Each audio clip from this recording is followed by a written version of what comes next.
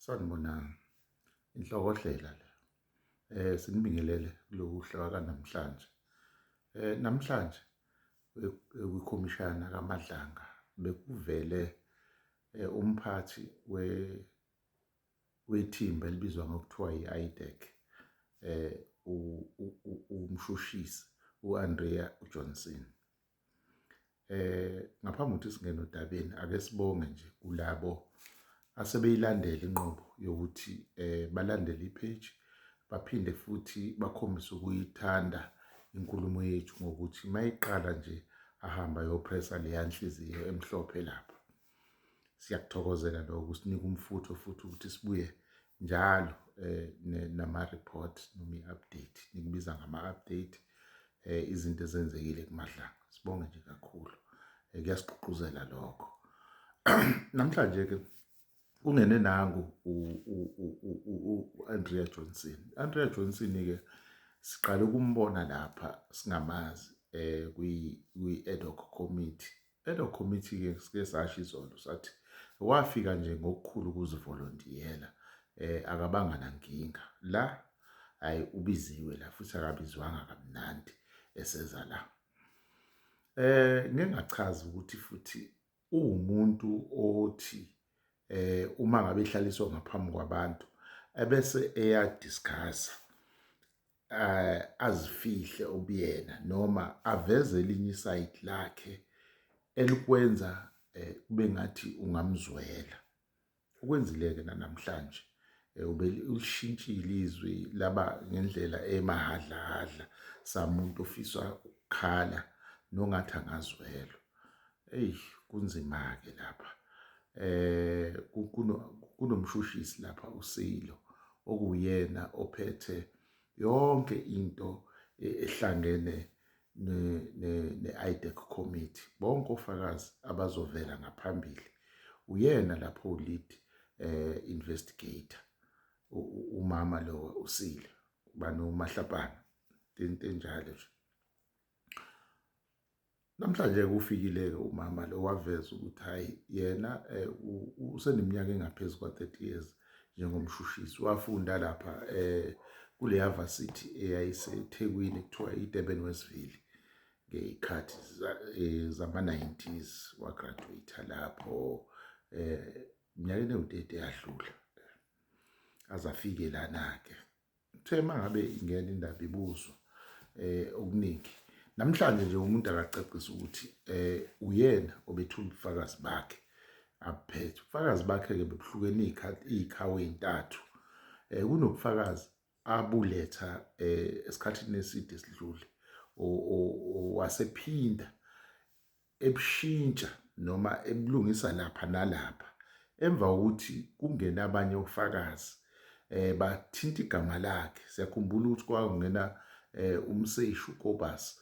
Umseshi lowana washo ukuthi bekunecala elavulelwa uFiroz, ugeneral ogwilike kunabo bonke eSouth Africa, uKhan. Wayevulelwa icala lokugwaza uzakwabo ngepeni, ubrigadier lowa mangaphosisi bathi uLenoria, sengikhohlwe isibongo sakhe. Wayegwaze yena-ke ubrigadier lo.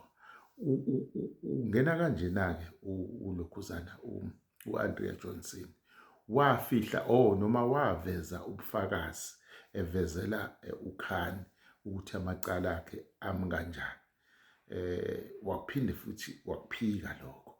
Kuyicala elikhulu-ke lokwakwenza ngoba uKhan wafika eselazi icala abhekene nalo nanobucayi balo nama-report wonke. Sike sakubika kwenye ividiyo le, ungahambi uyoyicinga nje kuma-archives ethu.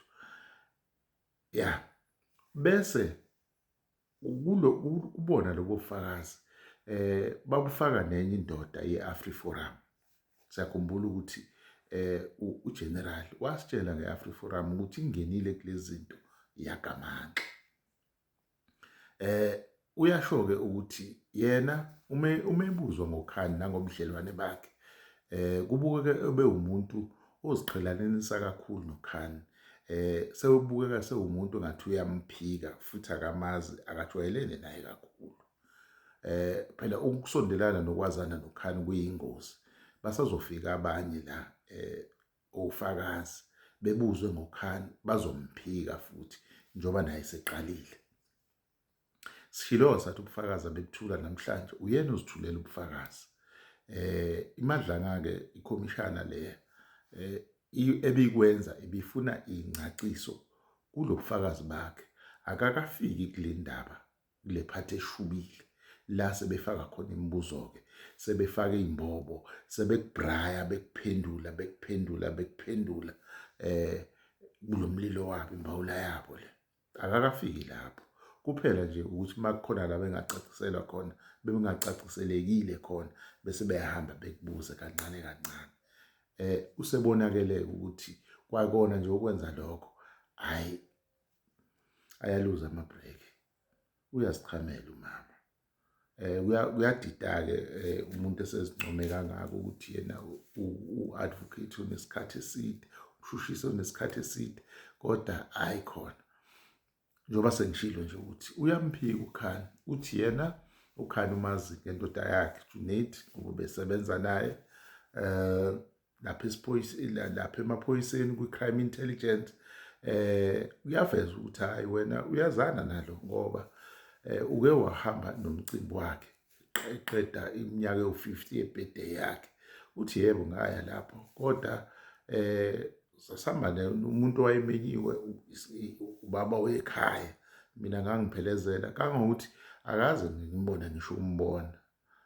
Leya nkulumo khona akabeka bayisho oSinona noma obani nabo bake bahamba umcimbi othize kaVusumuzi Khet Madlala but abahlalanga noKhet akubonananga. Kunento eyenzakalayo la masufike kuMadlanga labantu babengayihlelile lento ukuthi ngelinye ilanga kuba khona iMadlanga commission. Bayaphikana mase kufika ey'ndabeni ey'nzima.